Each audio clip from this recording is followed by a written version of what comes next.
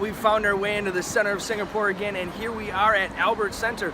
Rumor has it is I can get some of the best laksa here and some of the best satay. We're looking for a little bit of Malay culture and a little bit of Indonesian culture because that's what I have not experienced yet here in Singapore, and I'm so excited to show you. Come on, let's go get some.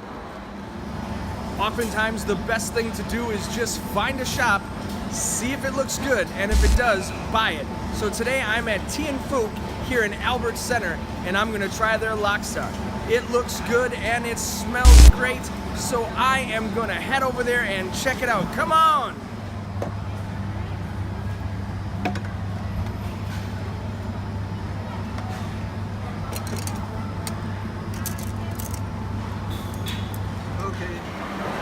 Alright guys, and welcome back. I finally found myself some really good looking laksa, and I am excited as heck to tuck into some authentic Malay food right here in Singapore. Okay, now this kind of soup is traditionally made with coconut milk and shrimp broth, and most importantly cockles. Now some people don't put the cockles in, which I think is insane because everything is better with cockles. So let's tuck into this and get our eat on because I am starving.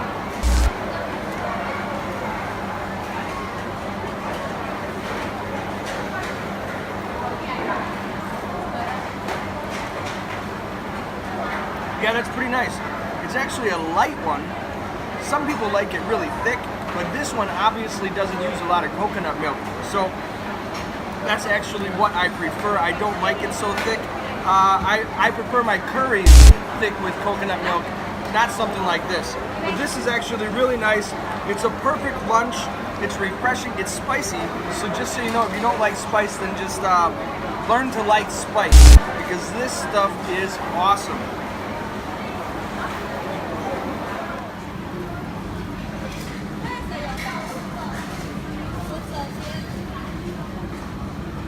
The Malay culture has had a huge influence on developing Singapore itself. So I'm gonna get back to my culturally awesome bowl of laksa, and I will see you guys later. Hopefully we can find some really nice satay.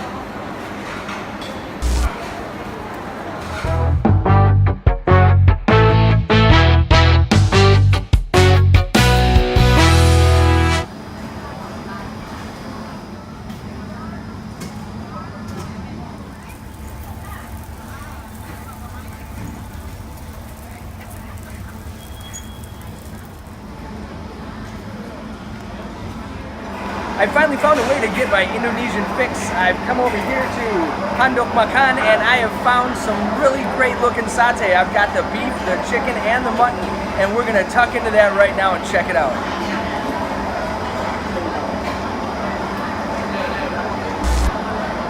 Oh, that's really good.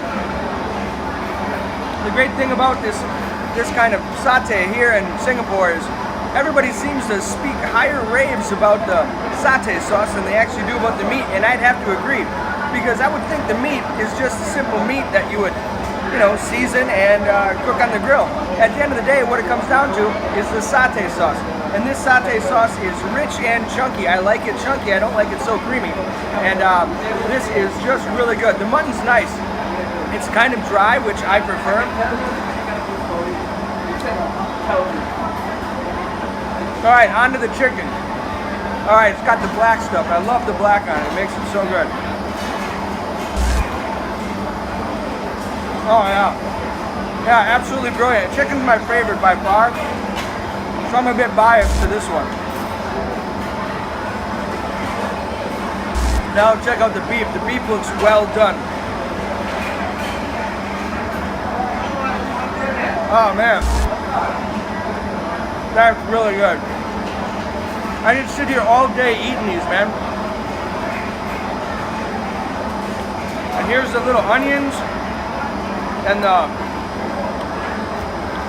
the cucumbers to cool it off. All right.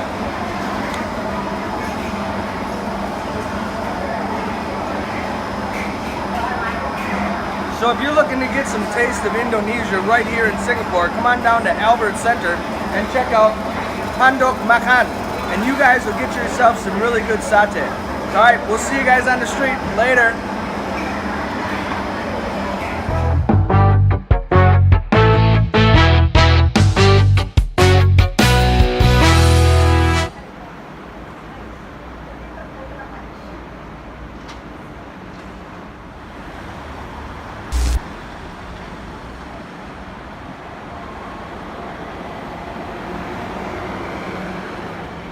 Alright guys, and welcome back.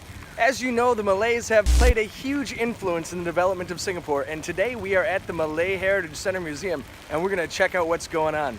A little interesting note about that though is that this home is not originally anything to do with Malay. This is the old home of the Yemeni Sultan that came into Singapore and started making all the investments in this area, and that is why we now have what I call the Arab Quarter.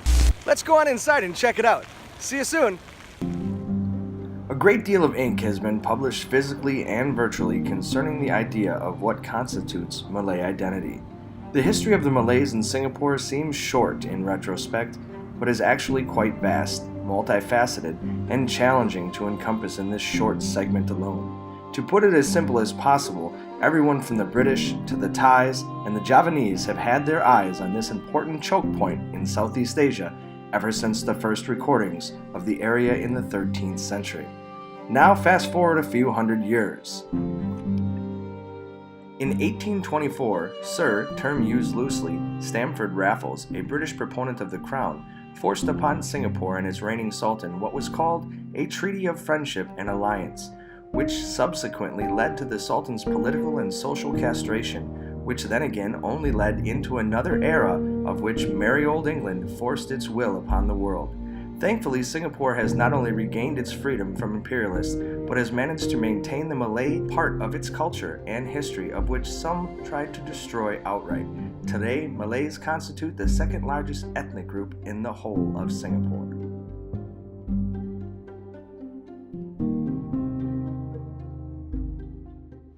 Alright everybody, I have found my way to Arab Street and I am looking forward to explore this area. It's a very important area of Singapore, as the Yemeni Sultan himself came here and started investing in fishing, which ended up making this city incredibly successful in import and export. So let's head into the Arab Quarter, as I call it, and see what's going on. Alright guys, see you there.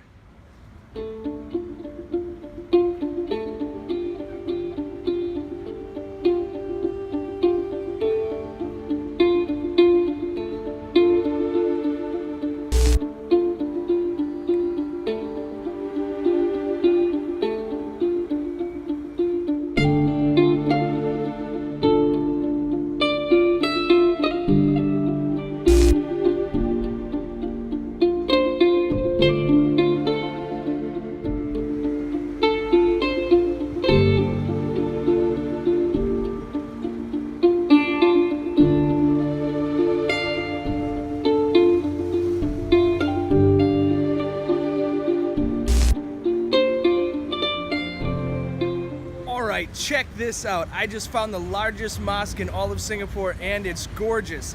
I've never explored a mosque before, but I'm sure as hell interested to go inside and see what's happening. You want to come with me? Yeah, you do. Let's go!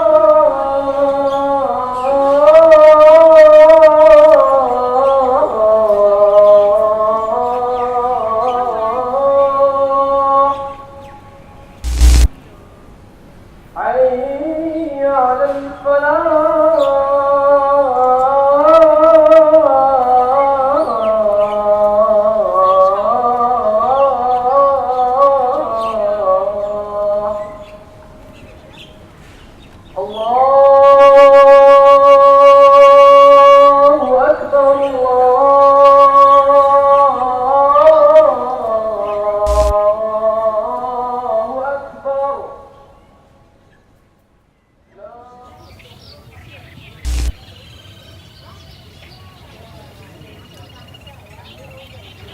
Alright, and welcome back. I'm here at Turkish and Middle East cuisine right in front of Sultan Mosque, of which I just finished exploring. And I've got to tell you, it was beautiful inside. An interesting fact about it is that an Irish Christian designed it. If you look closely inside, you can see how it kind of resembles a Christian church. And a real interesting factor, given that he's Irish, he incorporated green all over the place. And I think that's just really interesting. But right now, I definitely need to refuel, so I am gonna get into this Moroccan coffee and I am gonna see you for dinner. All right, we'll talk to you guys later. See you then. Bye.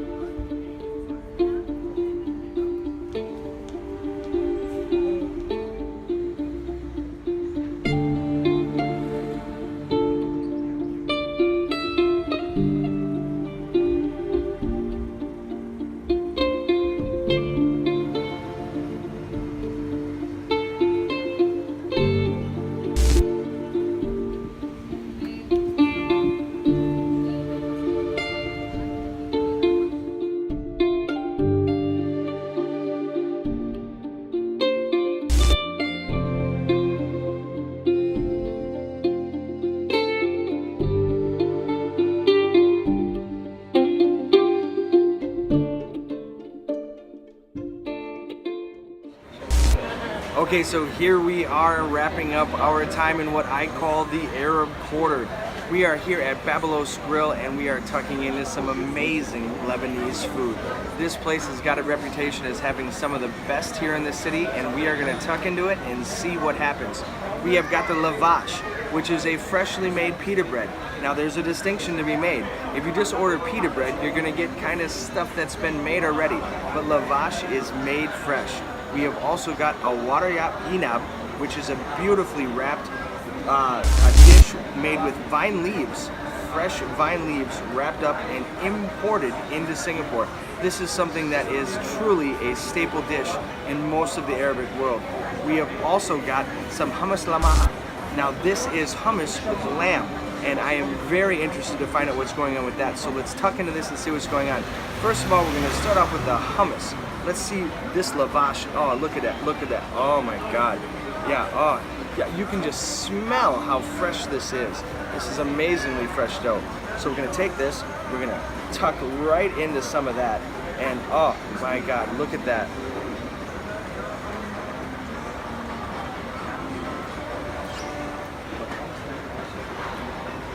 My God, the freshness of that lamb is truly amazing. The sauce in itself deserves its own respect. This deserves a second dip. This is amazing. Oh my God, look at that. So good, so good. Babalos Grill really brought that one to fruition, because that is really tasty. Now to the Warayat inab. This is a vine leaf wrapping up a whole bunch of rice and Lebanese seasoning, which, as you can see if we break open, is just beautifully presented with a whole bunch of yummy, awesome goodness inside of it. Look at those seasonings, just filling the whole entire thing. Oh yeah, it doesn't get much better than that. This is a very traditional dish that many people in the Arabic world tend to eat quite often. I'm hesitant to say that it's kind of like a hamburger.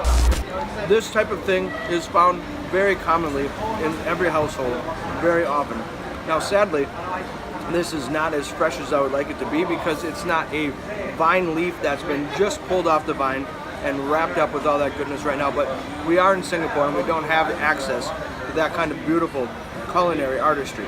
But this is very good, and I would advise that anybody give it a shot. Come down here to what I call the Arab Quarter and give some of this a shot, because this food is amazing. And this lamb is so tender and fresh, I've got to tuck right back into it.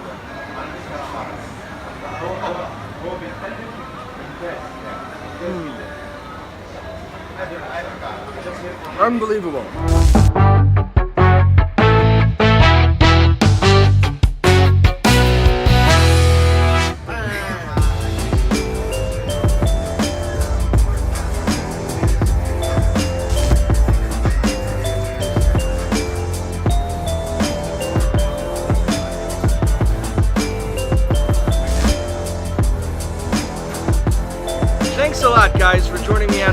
Adventures here in Singapore. I really appreciate it, and I hope that you guys enjoyed seeing the same things that I saw.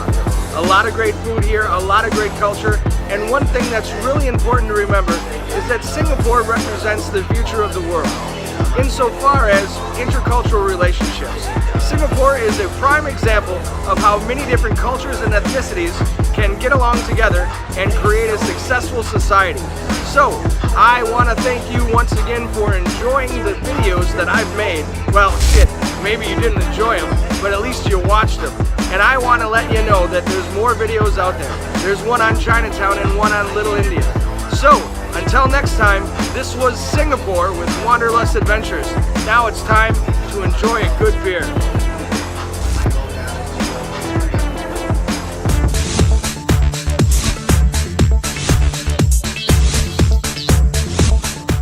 If you are interested in a little snack and you're just walking around the Arab Quarter, I advise that you stop by Kampong Glam and get yourself a little bit of popia basa. You won't regret it. We'll see you guys soon. Take care. Bye.